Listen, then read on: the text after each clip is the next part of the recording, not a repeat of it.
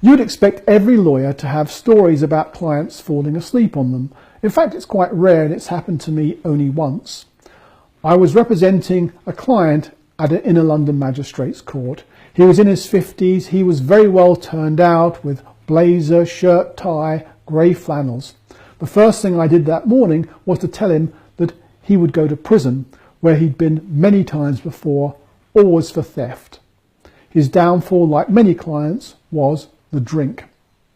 By 11 o'clock, he appeared jolly. By 12 o'clock, he had a massive grin. I started at that stage to beg the court list officer to get us on, but it was a very, very busy court list. Just before lunchtime, I looked at him and he'd become morose and dishevelled. I hoped this might seem like regret rather than extreme drunkenness. We were called on.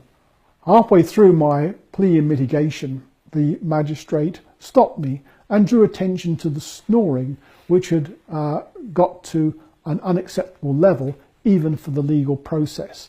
I went back, I looked into the dock, and there he was on the floor in the fetal position, snoring.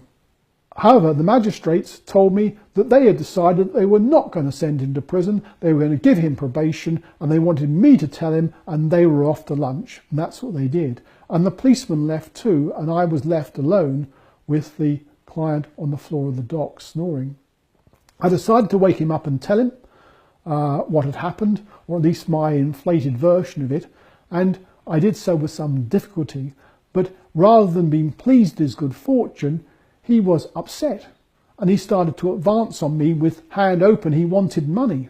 And I did at that stage what many lawyers have done over the years, and that is a runner. Down the stairs, easily outpacing him, and out onto the street. Things won are done. Joy's soul lies in the doing.